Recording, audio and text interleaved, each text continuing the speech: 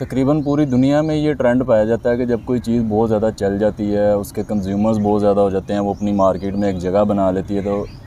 उसके ख़िलाफ़ बहुत सारी स्केयर मॉन्गरिंग शुरू हो जाती है। लोग कुछ ऐसे भी सामने आ जाते हैं जो लोगों को डराना शुरू कर देते हैं उस प्रोडक्ट के बारे में कि उससे पता नहीं क्या हो जाएगा। लाइक जो है पैकेज्ड मिल्क,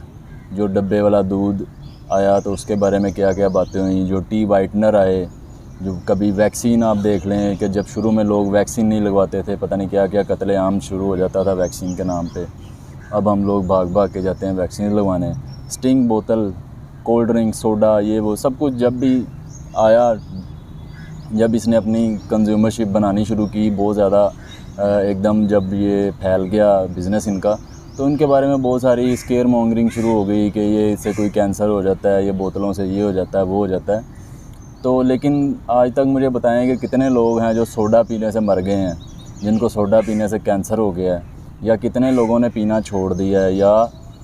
कितने लोग हैं जो प्रोसेस्ड फूड या बेकरी प्रोडक्ट्स या फास्ट फूड नहीं खा रहे, या कितने लोग हैं जो पैकेज्ड मिल्क इस्तेमाल नहीं कर रहे, जो टी वाइटनर इस्तेमाल नहीं कर रहे। तो ये लोग सिर्फ़ और सिर्फ इसलिए ये बातें करते हैं कि शायद वो इतने बड़े ब्रांड्स की कोई अटेंशन कैप्चर कर सकें कि इन्हें भी कोई 4 आने दे दिए जाएं, तो या इनको जो है कोई अटेंशन ही मिल जाए, या ये इनके पास काफ़ी सारा अगर ऑडियंस बन जाए, किसी इंसान के पास कोई 5 लाख 10 लाख या कोई मिलियंस में फॉलोअर्स आ जाएं, तो फिर वो समझता है कि मैं एक अथॉरिटी बन गया और मैं कुछ भी कहना शुरू कर दूं।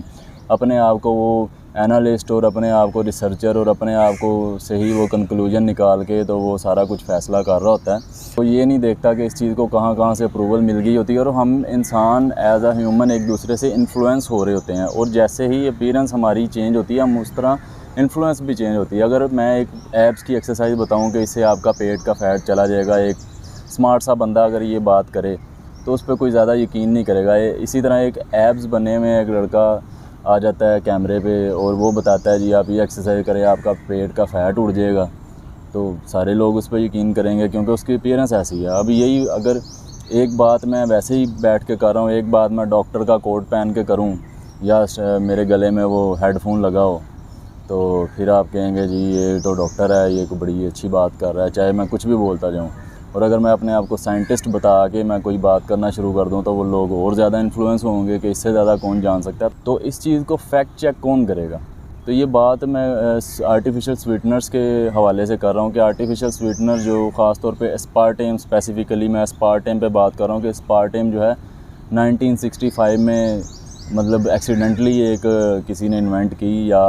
दरियाफ़्त की, तो उसके बाद से इस पर रिसर्चेज़ वगैरह हुई, ये प्रूव हो गई और इस्तेमाल में आना शुरू हो गई, और ये इस वक्त दुनिया में सबसे ज़्यादा इस्तेमाल होने वाला आर्टिफिशियल स्वीटनर है।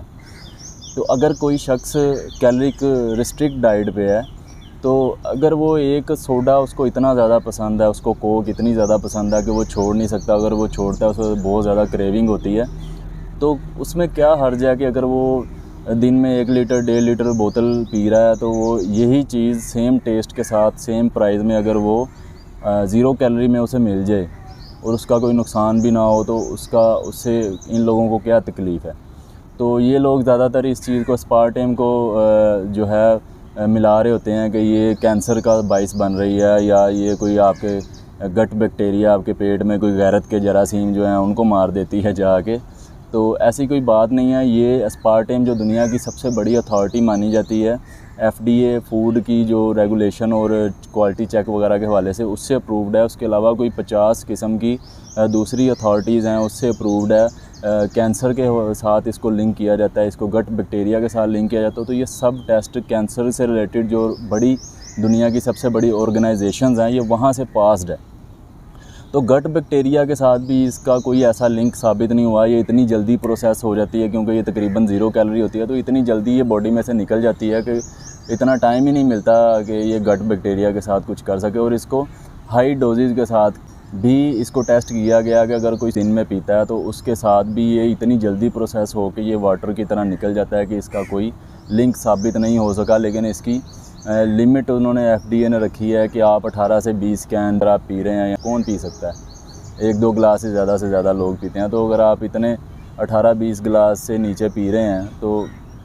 कोई मसला नहीं है। तो अस्पार्टेम बिल्कुल एक हार्मलेस चीज़ है, एक आर्टिफिशियल स्वीटनर है। तो अगर कोई डायबिटिक है या